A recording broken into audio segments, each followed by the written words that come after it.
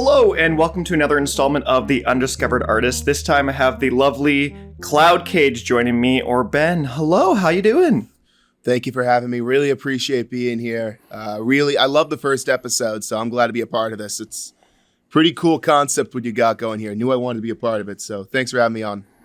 That's awesome. I'm glad you're here. You were the very first person to reach out and say I wanted to be on this pretty much instantly once I announced it, so I was super thankful for that as well. So, first question, which I kind of feel like is going to be a recurring one coming forward. For those of you that may not know your style, if you had to describe your style as the bastard child of two other artists, who would those be? Oh, God. What? Oh, man. I didn't expect that one. If you asked me this, like, a year ago, the answer would have been a lot different. But lately, I've turned into a combo of like Embers and Nigel Good, is what I'll say. Okay. Because I've been taking a lot of chill and melodic deep house elements from Embers' style as of late. But anything coming out of this never happened really is a direction I'm starting to pivot to, and I'm still making my classic prog sound too, which is why I say Nigel, because Nigel was the main inspiration for my project, and it's not exactly his sound. I'm not trying to copy his sound, but nobody's making plucky prog house anymore, and there's only like a couple people, and I'm happy to be one of them. So that's it. I'm never going to stop making that kind of house, but I'm also sort of transitioning my style as well to a more, consumable, but also equally just fun to make. Melodic deep house, chill house style as well. So I do a lot, but those are my main two. I love that. So what sort of got you into this style of this kind of chill prog melodic house music? When I was a kid, I, would listen to the radio, and I was a big fan of house music at the time. And one of my favorite all-time songs was "Don't You Worry, Child" by Swedish House Mafia. And I was like, well, this is what house is. Mm-hmm. And then I discovered, I believe it was Deadmau5's The Veldt was the first introduction I had to that kind of prog. And so I started listening to more stuff like that without realizing there was a name for it. I was just like, this is all house. Everything is house. And then I want to say, it was sophomore year of high school. No, junior year of high school. So 2017, I would like to say. I think it was 2017 is when I discovered Space Cadet. Yes. Incredible album. And the rest is kind of history, because after that is when I discovered, Nigel Good had more albums. I literally was like, everyone in this Monster Cat community, because I grew up in that community, everyone's like, oh, Nigel Good's so good, but like, why doesn't he release anymore? Like, who cares? So I listened to Space Cadet. I listened to the intro track for 30 seconds, and I'm like, I'm buying this album. And then so after that, I kind of fell down that rabbit hole where, before that, I had kind of known I'd like stuff like Kazuro and Raizu, and I was a 99 Lives fan as well, so I was listening to the prog put out over there. And I was like, I just can't find anything else like this. And then I found Nigel, and then I found Silk Music, and then the rest is kind of history. Yeah, I'm sure Monster Cat acquiring Silk was a huge, even fever dream for you then, the culmination of the two things that you had loved. I didn't see it coming, but I mean, I will happily take it, because it actually, I think, brought a new appreciation to the scene and to the label that wasn't there before. Like, some people in the community write it off like, oh, it's boring music. I don't care. Like, more people are listening to it right now just because they've got Monster Cat's branding and connections on board. Like, you're seeing this stuff get into Rocket League, and that's really, really, really cool, especially for, these artists who have always kind of only been known by people in their scene, and now they're kind of getting shown on a bigger stage, which I really think is something special. Yeah, absolutely. And speaking of Monster Cat and Monster Cat Silk, you have a couple releases under your belt now on Monster Cat. So how did that come to fruition? How did it come from being the guy that was just loving Monster Cat, loving Nigel Good, loving Silk? How did we go from that to Monster Cat release? I've known the team there since like 2018. I used to do mashups for Call of the Wild alongside a couple other familiar names. Feathervane got started there. Orionic got started there. Darby was involved for a bit. So all these people doing mashups and just having fun with it. But I also got involved with Cody Cody Allard's record label, Argo Fox. Okay. In the start of 2019, and Cody is head of digital at Monster Cat. So, like, I had known, Josh Rocketman, I'd known Dan, I'd known Cody, but I had never really spoken to Max or Jacob. What happened was, it was February 2022. I got a message from Feathervane, and he's like, yo, you want to make a song? Like, I think this is going to be pretty cool because Silk wants some stuff from me. And I was like, let's go. So it actually turned out Feathervane got a song accepted. I jumped on that because he asked me to. And they liked, that turned into Nimbus, and they liked that so much they wanted an entire EP. So we made them the EP in a pretty short period of time. And the rest is kind of history there. So, I mean, it's just... I got kind of lucky with that one. I'm not going to lie to you. If I didn't know Feathervane, there's probably a good shot I'm still not on. So you've worked with Feathervane quite a bit, but you've cited someone else as a huge inspiration for your music, and that is Mango. So you came out with a track, which is now your biggest track, at least up to this point, More Than This. So how did that collaboration come to fruition? How did you end up working with Mango? Yeah, so I just... It started like as a normal demo. I originally sent an EP off to them, and they kind of broke that EP up. So one of the songs in the EP went on to Nimbus, another one they didn't want. And then the third one was what became More Than This. And they were like, hey, this is cool. Let's make it better. They were like, we can get this song definitely what it needs by, getting someone else on here, have them touch it up a little bit, and then it'll get like the recognition it deserves, I believe is what they told me. And I was like, I mean, I'm completely on board for that, 100%. I love working with people. I love working with, anybody who wants to work with me, I'll work with you. So, time assuming, because I'm a university student, I have no time anymore. But, sure. I mean, they send the emails out, and I'm waiting a few days, and then I vividly remember I was on break at work, and I look at my phone, and it's like, hey, great news, Mango wants to work on the track with you. I'm like, shut up. No, he does not, because that's like another one of my major inspirations. So the rest is history after that. I keep saying that the rest is history because it's just crazy how all of this kind of came together so quickly. Absolutely. Like I talked to Alex all the time now. So, I mean, yeah. And let's not forget, he was involved in Space Cadets. So it's a weird full circle thing. Absolutely. Because, like, I don't know what happened to Nigel. Nobody knows where he is right now. He could be in some cave somewhere. I really don't know what's going on with him. The way that Alex works, though, is like Alex has been going strong since 2008. And even before that, like, yeah, long time. About as long as I've been sentient, he's been making music, which is ridiculous to think about. And he's like the biggest cornerstone of the entire scene for that matter. Yeah. Because like everyone's like, you're bringing back those Mango vibes, and now Mango's doing whatever Mango does, and everyone's being Mango. And it's pretty wild to think that, he just was like, I like what I hear. Let's do something. So that did a lot to my confidence level. I was like, okay, sure. Well, if I've got his approval, I guess I'm okay now. I'm sure. Okay, so why don't we go ahead and listen to this track, More Than This.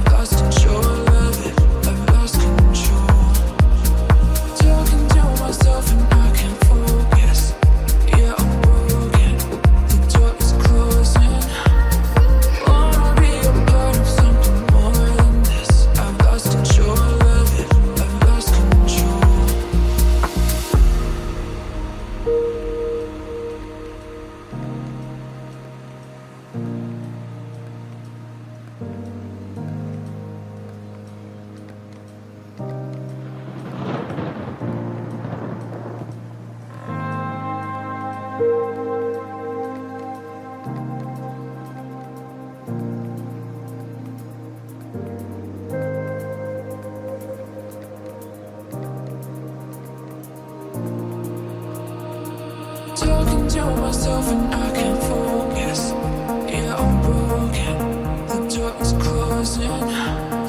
Wanna be a part of something more than this. I've lost control of it. I've lost control. Talking to myself and I can't focus. Yeah, I'm broken. The door is closing. Wanna be a part of something more than this. I've lost control of it. I've lost control.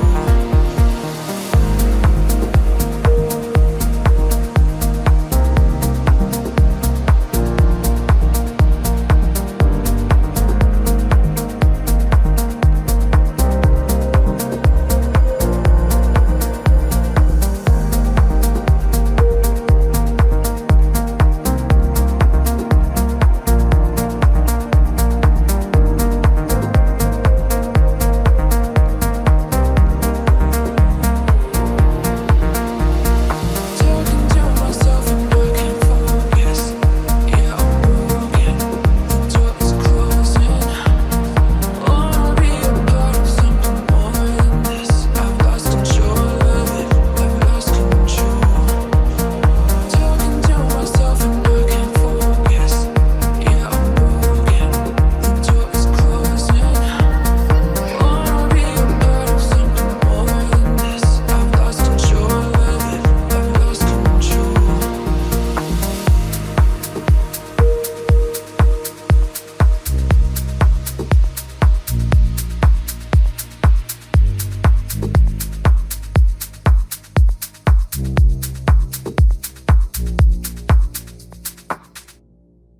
The Monster Cat release was a bit of a dream come true for you at one point, that a dream that came to fruition, but you also had another dream, or should I say a wish, to actually call a draft Oh, pick boy. for the New England Patriots, the football team. I knew this was coming. So tell us the whole story. How did that come about? And I believe it started with a certain diagnosis back then, didn't it? Yeah, I briefly mentioned earlier, it's leukemia.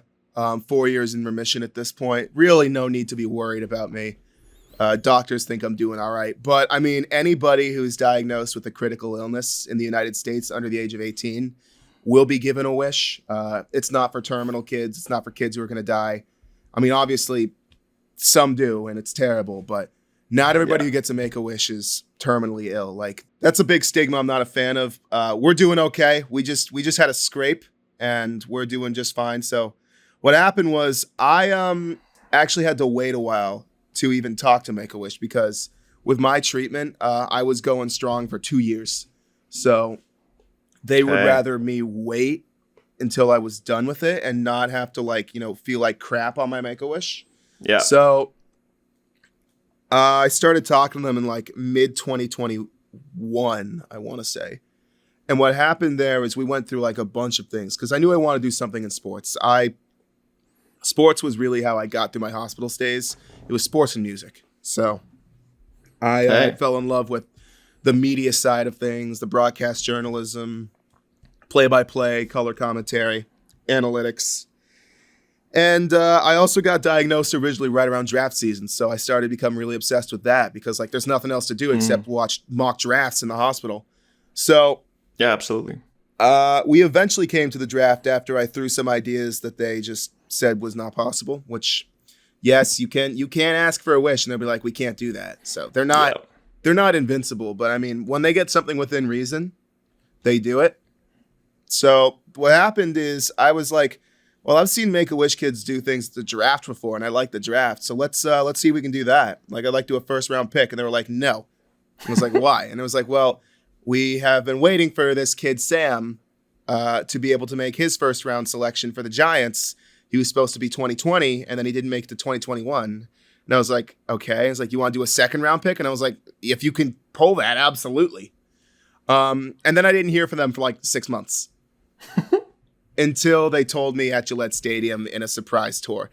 So that's fun. That's great. Really cool how that just all played out. And I mean, that was far and away one of the best experiences of my life. Really solidified what I want to actually do for a living, which is, sports broadcast journalism.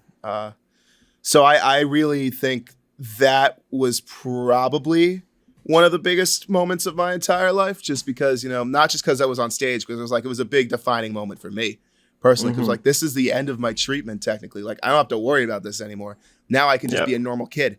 So there's really just not enough good things I can say about Make-A-Wish and the NFL, New England Patriots, everybody who made that happen. I owe a lot to so many people.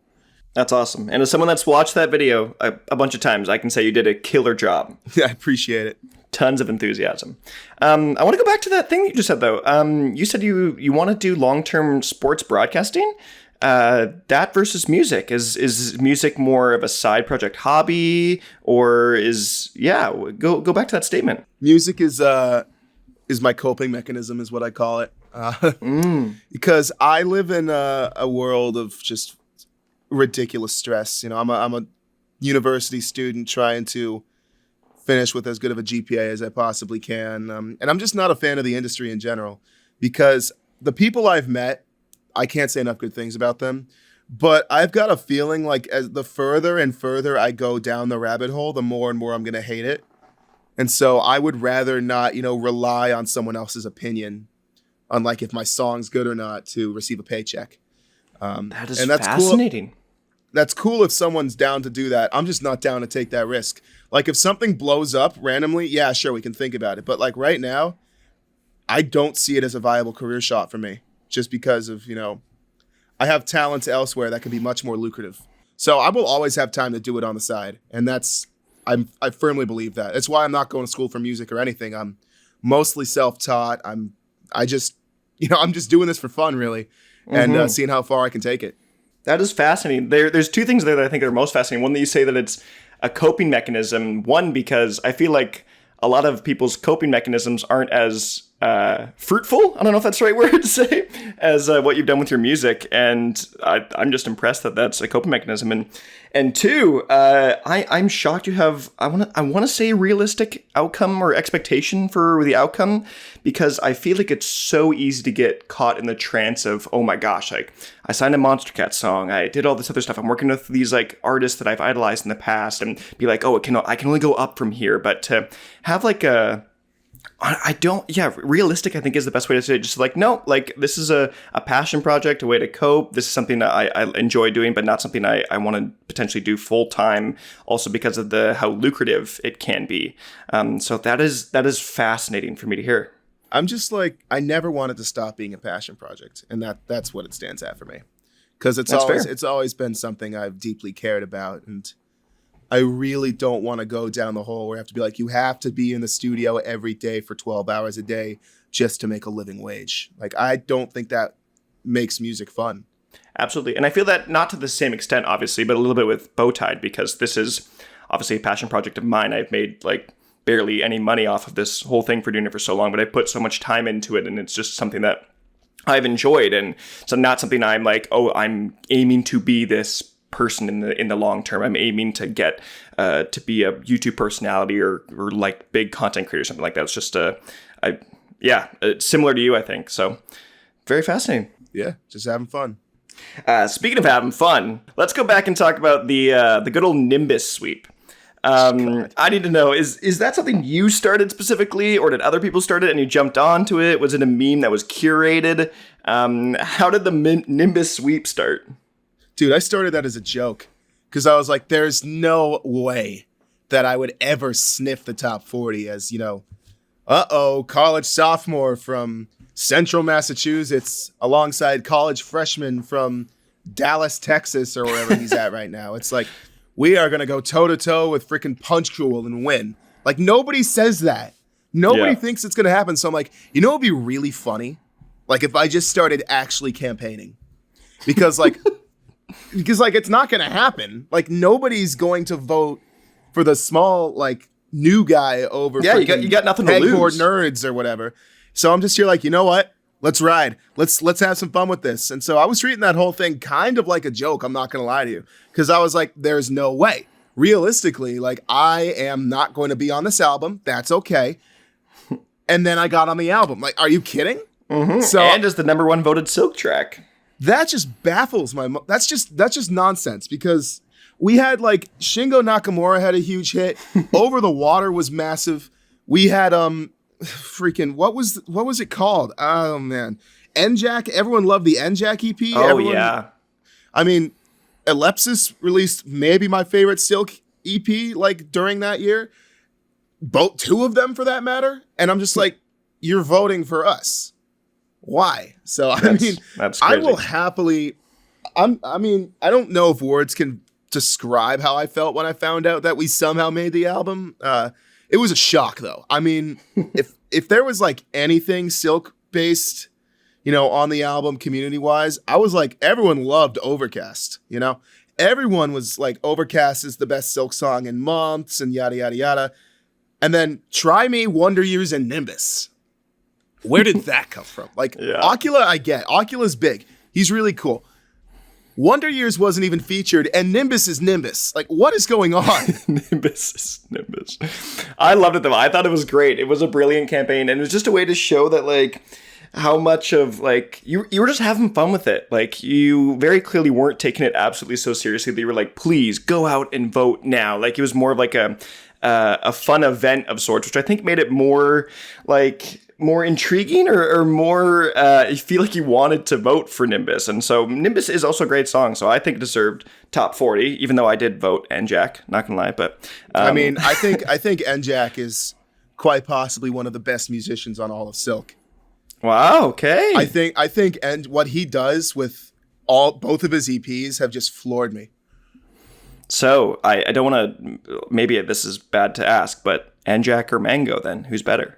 It's like apples and oranges or apples and mangoes. Like you can't really compare the two just because NJAC is doing whatever he's doing. And then, Mango's doing whatever he's doing. Like they're extremely different artists.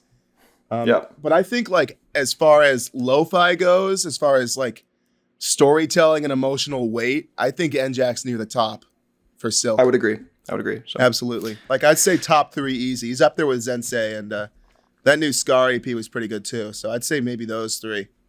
Okay. So you've got a fairly new recent track, I'd say, Atlas, and you told me this was your first editorial. So what exactly does that mean? And kind of walk us through what makes this release in particular so special to you.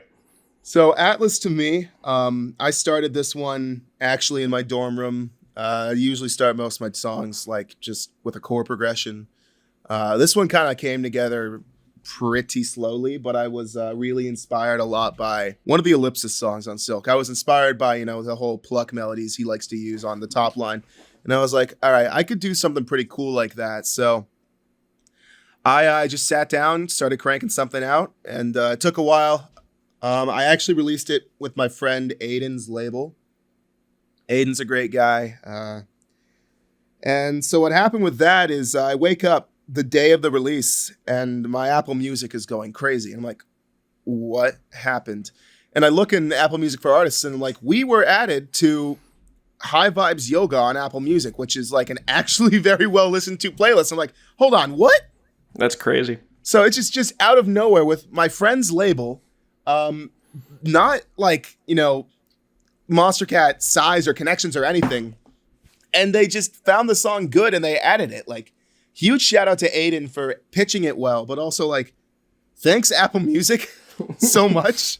Because I'm still on there and the song's still doing pretty well. It's by far my best performing song. That's great. On Apple Music. So, editorials are really cool. Just, someone at Apple Music's like, this song's good enough to be heard by a lot of people. And that's an honor to me. That's great. So let's go ahead and listen to that.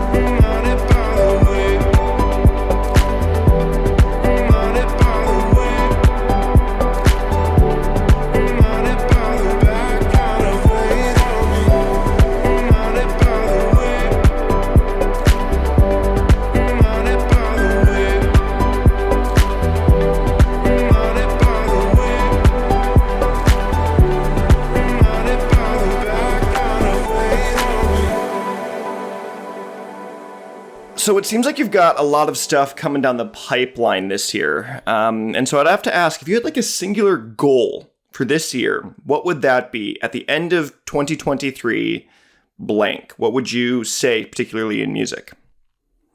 Oh, man, that's a good question. I mean, end of the day, I'm just trying to, make music I love with the people I love.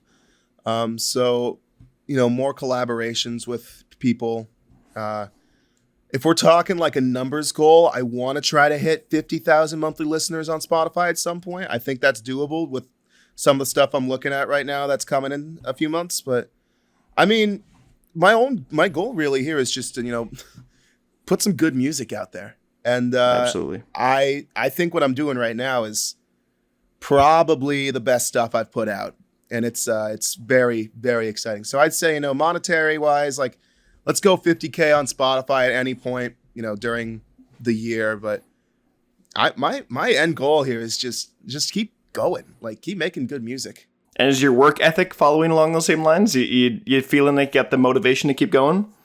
I have been cranking out so much music this year, probably more than I've ever written, because I started a side project too.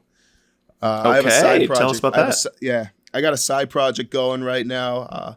I'm going to reveal it soon. But what I will say is I have a Cloudcage release as a collaboration with that side project coming out end of May. And that should be a pretty big one for me. But that side project has really just been, I'm going to sit down, no distractions, crank out a song in 2 hours. And I've actually found that to be really refreshing, because not only have I been making a lot more music that way, but it's also been, I've been like, really inspired as of late, because I now know I can just sit down and pump something out that I just will listen to time and time again, because I just like how it sounds. Mm-hmm. So it's also been refining when I do work on my larger scale Cloudcage projects, which take anywhere from a couple weeks to a couple months. I'm just like, yeah, I can definitely take what I'm learning by making more music and just keep pushing forward that way. So yeah, that's my project. I've got an EP on it right now. I've got a single coming out on it soon, and then end of the month, everyone's going to know what it is. So okay, that's exciting.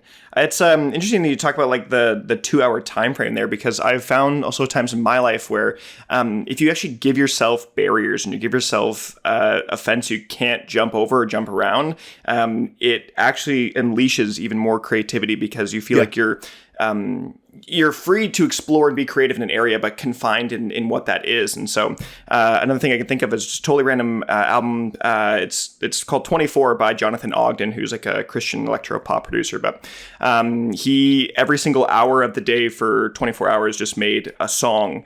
And it's actually some of the stuff that I think is my favorite of his. And so just the ability to kind of confine yourself into a small time can actually breathe more life into projects than you could otherwise, when you have months and months to even maybe overthink what you're doing.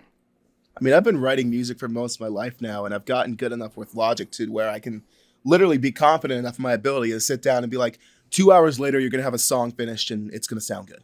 So that's been big for my confidence level too, because I'm like, I know I can do it. because a big part of just my life in general is I have a serious self-esteem issue.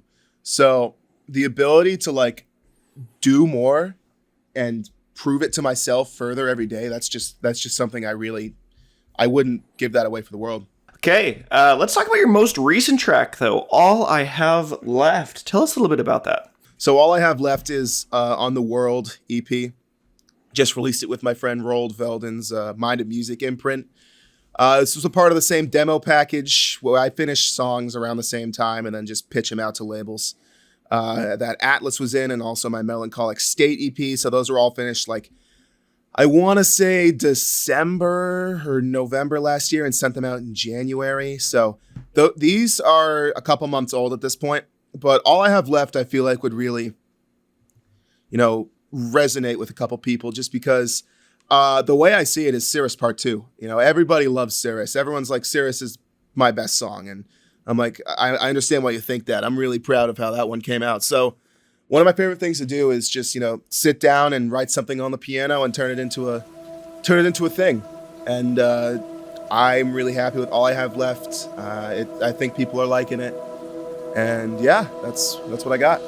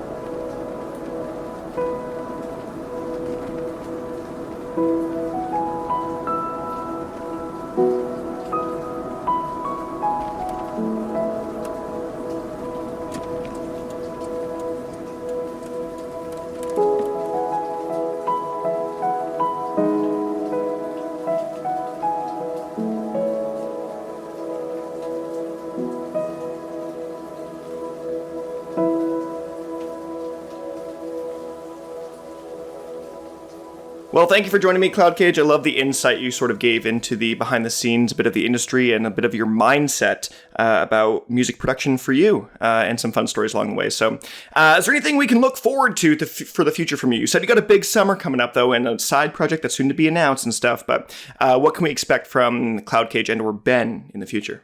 So if I can map out what's going on the next couple of months, for me personally, I'm actually starting an internship with Leukemia Lymphoma Society, which I'm really happy to be doing some good work. But music-wise, yeah, no, it just makes sense right now.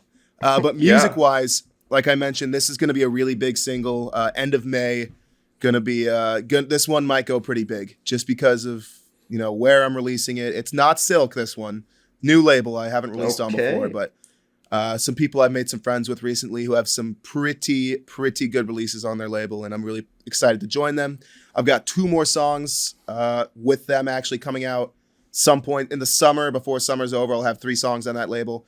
I've got a melodic progressive thing dropping in June, and then after that, there's something really special I'm cooking up right now with somebody I've mentioned a little bit in this interview, so I'll let you guys figure out who that is. Ooh, but it might not be hard to figure out, if I'm saying this is one of the more special tracks that I'm going to be putting out in a very long time. And I don't have a release date or any sort of time frame, or I can't even tell you what label it's coming out on.